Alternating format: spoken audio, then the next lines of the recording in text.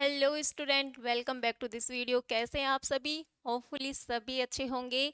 तो आज हम स्टार्ट करने जा रहे हैं क्लास 10th की एक्सरसाइज फर्स्ट, जो हमारी वास्तविक संख्याएं। देखिए, फर्स्ट लेक्चर है और फर्स्ट ही चैप्टर है और यहाँ पे हम 10th क्लास की शुरुआत करने जा रहे हैं। तो बहुत ही शानदार क्लास होने वाली है। देखिए, यहाँ से हम जो 9th तक अभी तक हमने पढ़ा है, संख्याएं वही हैं, लेकिन फिर भी इसका जो बेसिक है वो हम साथ लेके चलेंगे। जिन बच्चों ने 9th अच्छे से पढ़ी है, वहाँ पे इनको वास्तविक संख्याएं समझने में बिल्कुल भी दिक्कत नहीं होने वाली, और जिन्होंने नहीं पढ़ी है वो भी टेंशन ना लें, क्योंकि यहाँ पे हम संख्याएं क्या होती है वहां से बेसिक स्टार्ट करके फिर हम एक्सरसाइज तक पहुंचेंगे। तो आइए करते हैं स्टार्ट आज की क्लास। देखिए, हमारी एक्सरसाइज है वास्तविक संख्याएं जिन्हें हम रियल नंबर्स कहते हैं। ठीक है, तो आइए जानते हैं सबसे पहले कि ये संख्याएं होती क्या हैं। इस संख्याओं की प्रश्नावली है, तो संख्याओं के बारे में हमें जानकारी होनी चाहिए। तो एक बार मोटा मोटा संख्याओं की जानकारी हम समझ लेते हैं। देखिए, सबसे पहले एक होती है प्राकृत संख्या। नाम सुना होगा आपने, प्राकृत संख्या।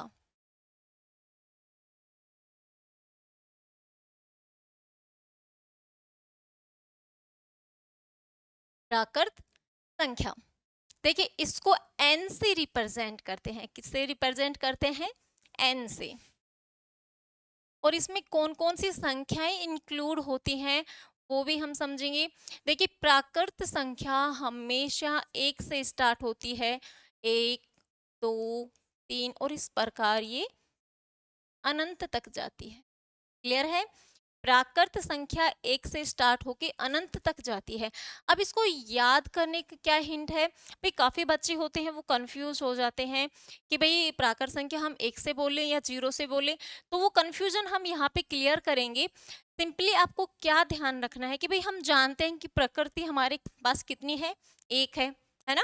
प्रकृति कितनी है? एक है। तो प्राकृत संख्या कहाँ से स्टार्ट होगी? एक से स्टार्ट होगी। बस आपको सिंपल सा ये फंडा याद रखना है कि प्रकृति एक है, तो प्राकृत संख्या कहाँ से स्टार्ट होगी? एक से स्टार्ट होगी। क्लियर है इतना? अब सेकंड हम चलते हैं पूर्ण संख्या।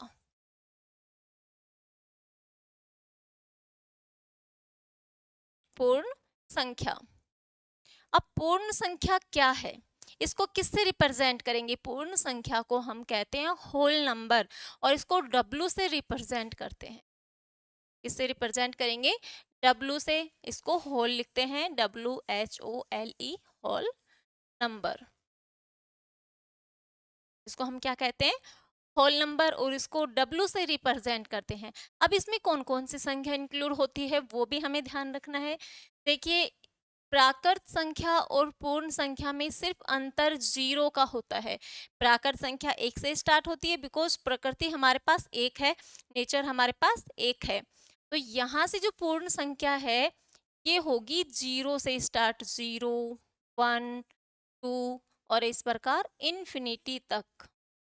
तो प्राकृत संख्या और पूर्ण संख्या में सिर्फ और सिर्फ जीरो का अंतर है। क्लियर है इतना? अब चलते हैं हम हमारी नेक्स्ट संख्या पे। नेक्स्ट संख्या होती है हमारी पूर्णांक संख्या। पूर्णांक संख्या, जिसको जेड से रिप्रेजेंट करते हैं, और इसको इंटीजर नंबर कहते हैं। क्या कहते हैं? Integer number. अब यहां से एक चीज देखिए आप, पूर्णांक संख्या, इसका नाम क्या है? पूर्णांक संख्या। मतलब जो पूर्ण अंकों की संख्या हो वो हमारी पूर्णांक संख्या होती है। पूर्ण अंकों की संख्या मतलब मैं कहूं आपको कि 2.5, तो क्या एक पूर्ण संख्या है? नहीं है, ये पॉइंटों में है, तो ये पूर्णांक संख्या नहीं होगी। इसके टुकड़े करके देखो, पूर्णांक संख्या मतलब पूर्ण अंकों वाली संख्या क्या होगी? पूर्णांक संख्या। और इसमें ऋणात्मक और धनात्मक दोनों संख्याओं का मिश्रण होता है। तो यहाँ से हम क्लियरली यहाँ पे क्या कहेंगे हम, कि जो पूर्णांक संख्या होती है वो माइनस से स्टार्ट होती है। ऋणात्मक और धनात्मक दोनों संख्याएं यहाँ पे इंक्लूड होगी। तो माइनस इन्फिनिटी से ये स्टार्ट होती है, और आगे जाके जैसे कि -3, -2 -1 फिर 0 और यहाँ से पॉजिटिव संख्या स्टार्ट होगी 1 2 3 और ये इन्फिनिटी तक। क्लियर है? पूर्णांक संख्या मीन्स पूर्ण अंकों वाली संख्या पूर्णांक संख्या होगी और यहाँ पे पॉजिटिव और नेगेटिव दोनों संख्याएं इसमें इंक्लूड होती हैं। क्लियर है भाई? प्राकृत संख्या एक से स्टार्ट होती है बिकॉज प्रकृति हमारे पास कितनी है? एक है। पूर्ण संख्या, प्राकृत संख्या और पूर्ण संख्या में सिर्फ 0 का अंतर होता है। पूर्णांक संख्या पूर्ण अंकों वाली संख्या, ठीक है, और ये ऋणात्मक और धनात्मक दोनों का मिश्रण होती है। इतना क्लियर है? अब आगे हम चलते हैं परिमेय संख्याओं पे।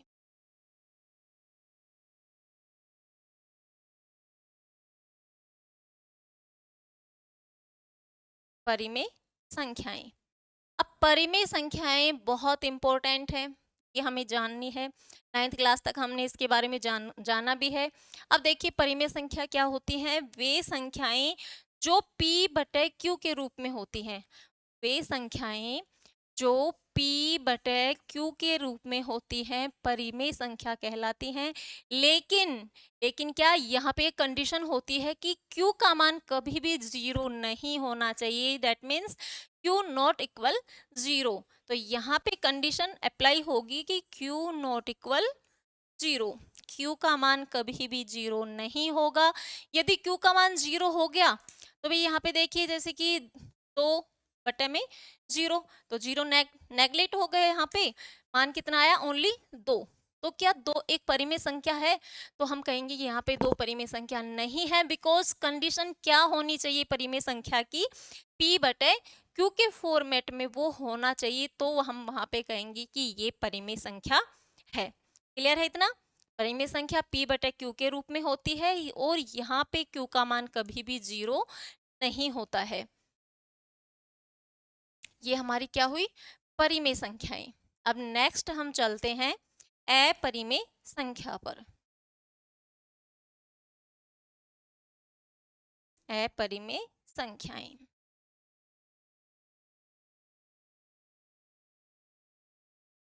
अब अपरिमेय संख्याएं क्या होगी? जो संख्या परिमेय है उनको p बटा q के रूप में लिखेंगे हम। अब बात है अपरिमेय संख्याओं की, तो इसको सिंपल लैंग्वेज में हम क्या कहेंगे कि वे संख्याएं जो परिमेय नहीं है अपरिमेय संख्या होंगी, है ना? तो हम यहाँ पे कहेंगे कि जो संख्याएं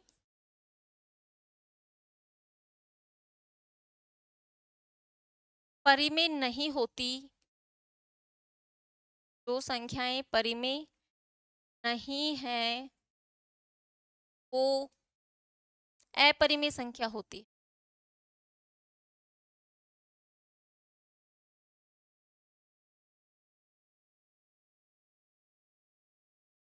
क्लियर है?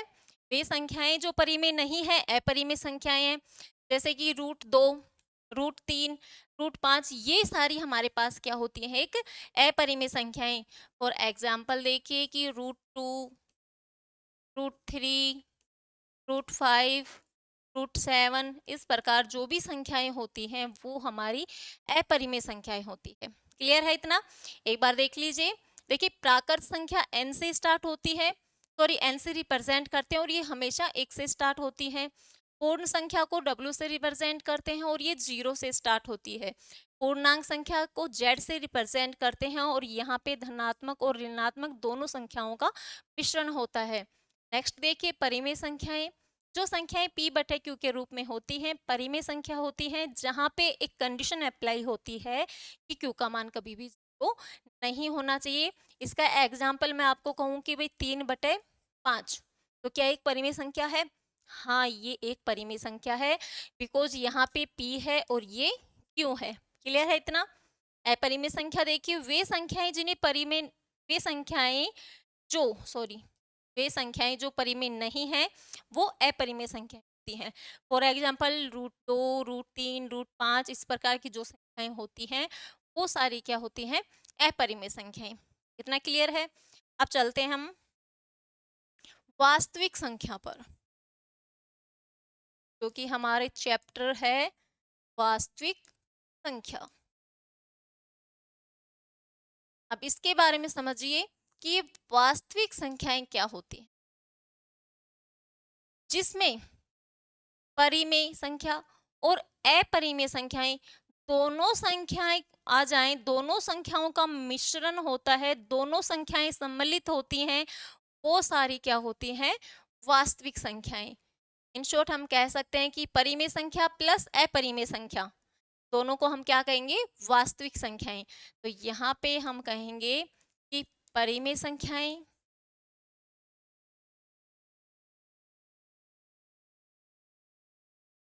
कोमा अपरिमेय संख्याएं।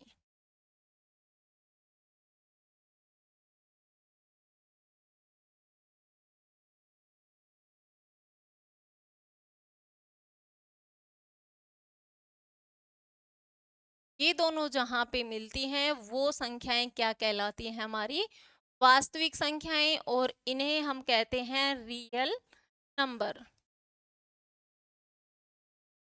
ठीक है, और यही हमारा चैप्टर है, रियल नंबर। अब यहाँ पे परिमेय संख्याएं और अपरिमेय संख्याएं दोनों जहां पे अवेलेबल होती हैं वो हमारी वास्तविक संख्या है। ठीक है, अब देखिए एक होती है अभाज्य संख्या, अभाज्य संख्या। भाई अभाज्य संख्या क्या होती है, पढ़ी हमने पहले की क्लासेस में, वे संख्याएं जिसमें या तो स्वयं से विभाजित हो, वो संख्याएं जो या तो स्वयं से विभाजित हो या ओनली एक से विभाजित हो, तो वो संख्याएं क्या होती हैं, अभाज्य संख्याएं। और इसको इंग्लिश में क्या कहते हैं, प्राइम नंबर। क्या बोलेंगे इसको, प्राइम नंबर।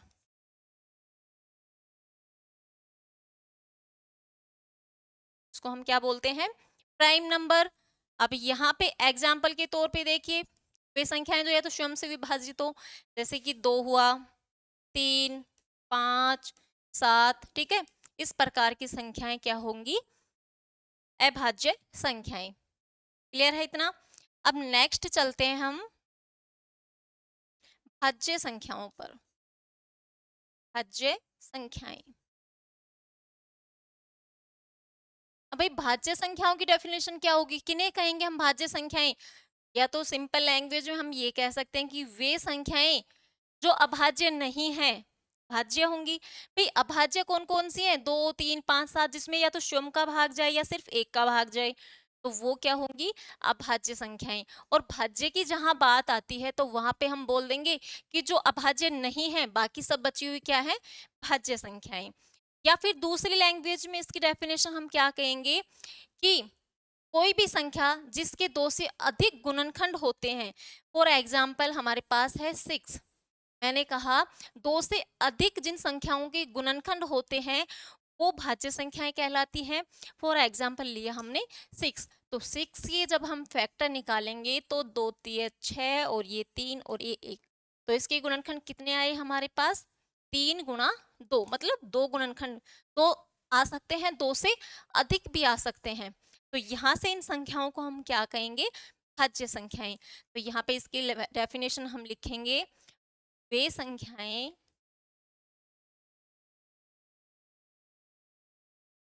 जो वे संख्याएं जो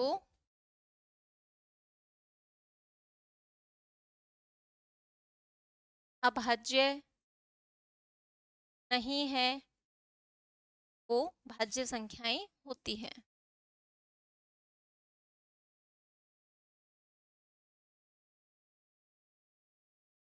फॉर एग्जाम्पल जैसे कि 6, 8, 12, 25, इस प्रकार। ठीक है, क्लियर है इतना। वास्तविक संख्याएं, परिमेय संख्याओं और अपरिमेय संख्याएं जहां पे दोनों आ जाती हैं वो वास्तविक संख्याएं होती हैं। एक होती है अभाज्य संख्या जिसमें या तो स्वयं से विभाजित हो या सिर्फ एक से विभाजित हो, तो वो अभाज्य संख्या होती है। अब आती है भाज्य संख्याएं, तो वे संख्याएं जो मतलब अभाज्य संख्याओं के अलावा जो भी संख्याएं होती हैं वो भाज्य संख्याएं होती हैं। फिर दूसरी लैंग्वेज में हम समझें, यदि किसी संख्या के 2 से अधिक गुणनखंड होते हैं तो वो भाज्य संख्याएं होती हैं। और इसको हम इंग्लिश में क्या कहते हैं, कंपोजिट नंबर। तो क्या कहेंगे, composite number, composite number. Clear है इतना। अब एक और है, वो भी मैं क्लियर करवा देती हूँ। एक होती है सह अभाज्य संख्याएं। काफी बच्चे होते हैं वो यहाँ पे कंफ्यूज होते हैं कि सह अभाज्य संख्याएं क्या होती हैं, तो यहाँ पे इसको भी हम क्लियर करेंगे। सह अभाज्य संख्याएं,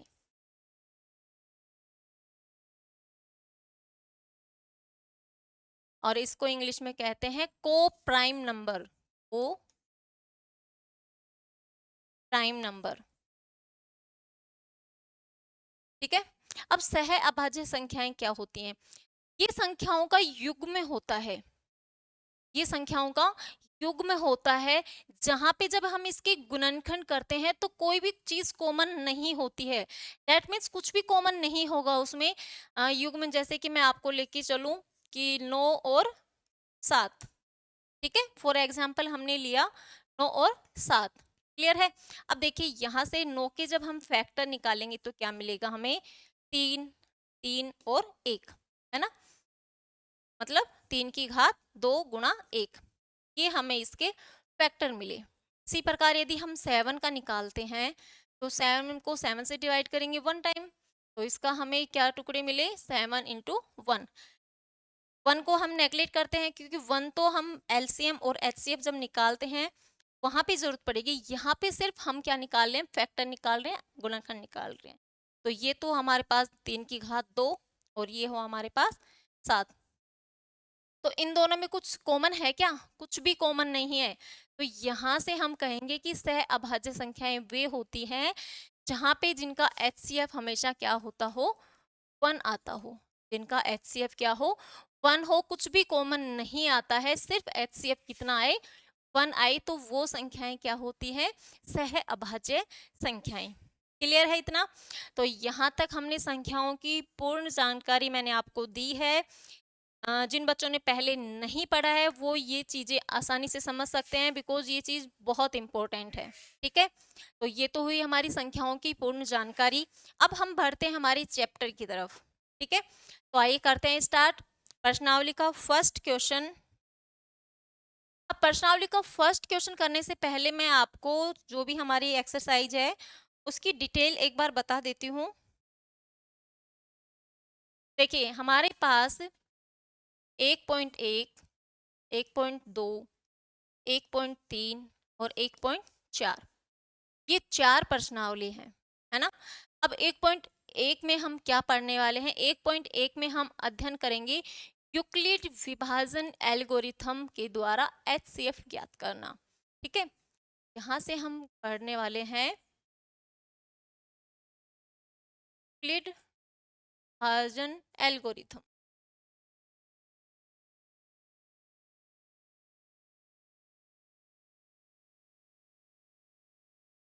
यूक्लिड विभाजन एल्गोरिथम, कुछ और भी टॉपिक हैं लेकिन मेन टॉपिक इसका यही है, यूक्लिड विभाजन एल्गोरिथम। क्लियर? अब सेकंड जो 1.2 प्रश्नावली है, 1.2 जो प्रश्नावली है, यहाँ पे हम अभाज्य गुणनखंड विधि से अभाज्य गुणनखंड विधि से एचसीएफ और एलसीएम ज्ञात करेंगे, ठीक है। अभाज्य गुणनखंड विधि से एलसीएम और एचसीएफ ज्ञात करेंगे। अब प्रश्नावली 1.3 जो है ये बहुत इंपॉर्टेंट है और मेनली एग्जाम में 99% यहाँ से क्वेश्चन बन के आता है। प्रश्नावली 1.3 में हम अध्ययन करेंगे अपरिमेय संख्याओं के लिए प्रूफ की प्रश्नावली है। ये क्या है? प्रूफ की।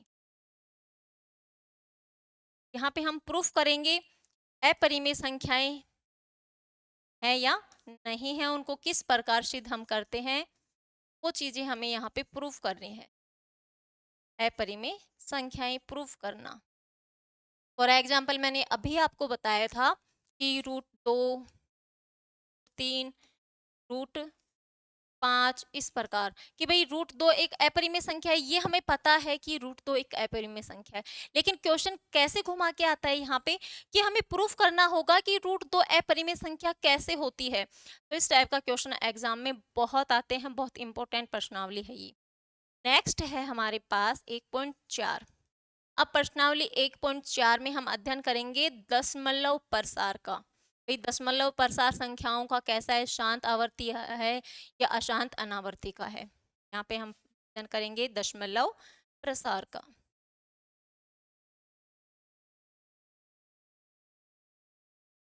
ठीक है, जैसे कि 5/4 इसको हम भाग देंगे तो कुछ पॉइंटों में आंसर आएगा, लेकिन क्या आया पॉइंटों में, मतलब दशमलव में। तो ये दशमलव प्रसार जो है इसका अध्ययन हम पढ़ने वाले हैं प्रश्नावली 1.4 में। ये हमारी चैप्टर का ओवरफ्लो हुआ। ठीक है, अब देखिए यहाँ से जो प्रश्नावली 1.1 है और प्रश्नावली 1.4 है, ये हमारे सिलेबस से रिड्यूस हो चुकी है। कुछ बोर्ड्स हैं जिसमें से ये हट चुकी हैं, जैसे कि एमपी बोर्ड हुआ, है ना, और यूपी बोर्ड, राजस्थान बोर्ड। इन कुछ बोर्ड में से ये प्रश्नावली और ये प्रश्नावली हट चुकी हैं, और कुछ बोर्ड हैं जैसे कि बिहार बोर्ड है, उनमें ये सारी प्रश्नावलियां हैं। तो जो पढ़ने लोगो आप उससे पहले अपना सिलेबस आप चेक कर लेना। ठीक है, हम सारी प्रश्नावली पढ़ेंगे, लेकिन सबसे पहले हम प्रश्नावली 1.2 और 1.3 करेंगे।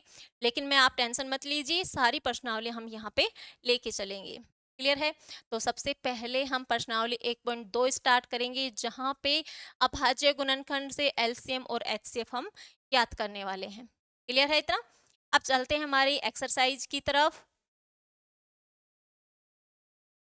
देखिए फर्स्ट क्वेश्चन है, निम्नलिखित संख्याओं को अभाज्य गुणनखंड विधि के रूप में व्यक्त कीजिए।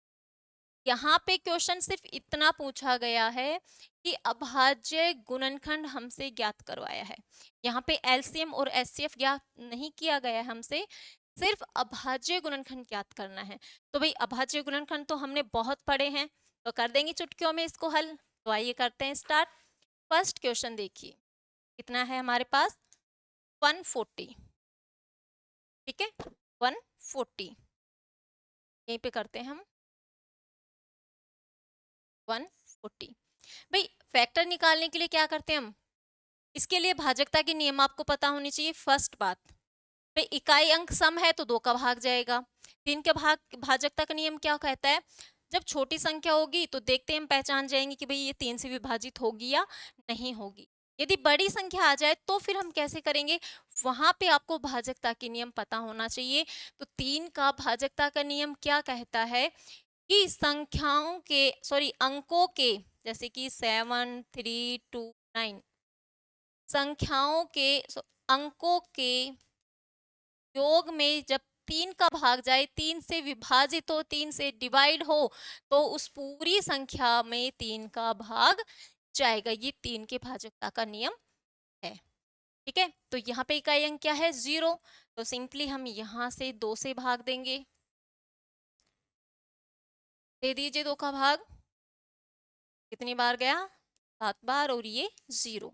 अगेन यहाँ पे इकाई अंक सम है, तो 2 किससे डिवाइड कीजिए, 35 बार। ठीक है, अब किसका जाएगा, 5 का, 5 सत्ते 35, और ये 7 का, और ये 1 बार। ठीक है, अब इसके गुणनखंड क्या क्या मिले हमें, इस साइड का हमें पार्ट ध्यान रखना है।